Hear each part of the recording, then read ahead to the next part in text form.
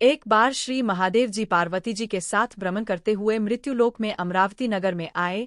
वहां के राजा ने एक शिव जी का मंदिर बनवाया था। शंकर जी पार्वती जी के साथ वहीं ठहर गए। एक दिन पार्वती जी शिवजी से बोली, नाथ आइए आज चौसर खेले। खेल प्रारंभ हुआ, उसी समय पुजारी पूजा करने को आए। पार्वती जी ने पूछा, पुजारी जी बताइए जीत किसकी होगी। पुजारी जी ने बिना सोचे समझे कहा कि भगवान भोलेनाथ ही जीतेंगे। किंतु अंत में जीत पार्वती जी की हुई। पार्वती जी ने मिथ्या भाषण के कारण पुजारी जी को कोढ़ी होने का श्राप दे दिया। पुजारी जी कोढ़ी हो गए। कुछ दिन बाद देवलोक की अप्सराएं पूजन के लिए आई और पुजारी जी को देखकर उनके कोढ़ी होने का कारण पूछा। पुजारी जी ने सब बातें बतला दी। अप्सराएं बोली, पुजारी जी आप 16 सोमवार का व्रत करो, महादेव जी आपका कष्ट दूर करेंगे। पुजारी जी ने उत्सुकता से व्रत की विधि पूछी। अप्सराओं ने पुजारी को 16 सोमवार व्रत की विधि बताते हुए कहा कि सोमवार के दिन सूर्योदय से पहले उठना, फिर स्नानादि से निवृत्त होकर स्वच्छ वस्त्र धारण कर लेना। इसके उपरांत आधा सेर गेहूं के आटे का चूरमा बनाकर उसके 3 भाग कर लेना। फिर भगवान शिव की प्रतिमा के समक्ष घी का दीपक जलाकर गुड़, नैवेद्य, फूल, बेलपत्र, चंदन, अक्षत, जनेऊ का जोड़ा लेकर विधि विधान प्रदोष काल में भगवान शिव की पूजा करना। पूजा के बाद गेहूं के आटे से बनाए गए चूरमे के 3 भाग में से 1 भाग भगवान शिव को अर्पित करना और 1 आप ग्रहण करना।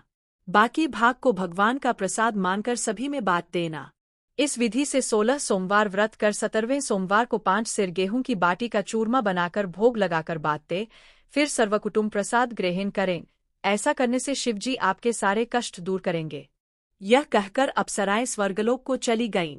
पुजारी जी यथाविधि व्रत कर रोग मुक्त हुए और पूजन करने लगे। कुछ दिन बाद शिव पार्वती जी पुनर्आए। पुजारी जी को कुशल देखकर पार्वती जी ने उनके रोगमुक्त होने का कारण पूछा। पुजारी जी के कथन अनुसार पार्वती जी ने व्रत किया, फलस्वरूप कार्तिकेय जी पार्वती माता के आज्ञाकारी हुए। कार्तिकेय जी ने भी माता पार्वती से पूछा कि क्या कारण है जिससे मेरा मन आपके चरणों में लगा।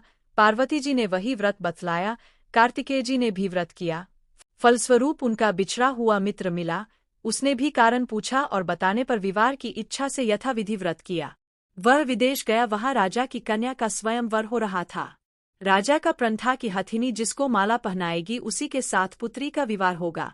वर ब्राह्मण भी स्वयंवर को देखने की इच्छा से एक और जा बैठा। हथिनी ने माला इसी ब्राह्मण कुमार को पहना दी। धूमधाम से विवाह हुआ। तत्पश्चात दोनों सुख से रहने लगे। एक दिन राजकन्या ने पूछा कि आपने कौन सा पुण्य किया जिससे राजकुमारों को छोड़ हथिनी ने आपको चुना। ब्राह्मण ने 16 सोमवार का व्रत सर्वविधि बताया। राजकन्या ने पुत्र प्राप्ति के लिए व्रत किया और सर्वगुण संपन्न पुत्र प्राप्त किया।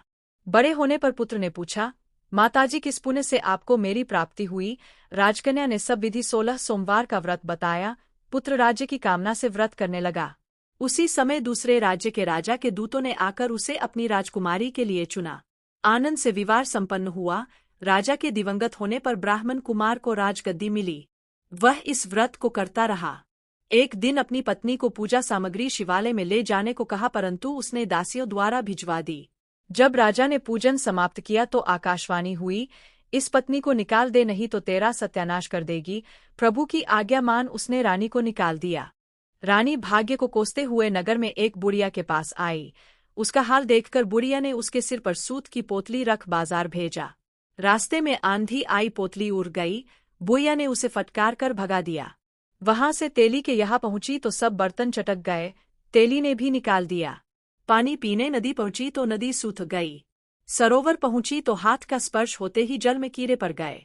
उसी जल को पीकर आराम करने के लिए जिस पैर के नीचे जाती वह सूख जाता। वन और सरोवर की यह दशा देखकर ग्वाल उसे मंदिर के गोसाई के पास लेकर गए।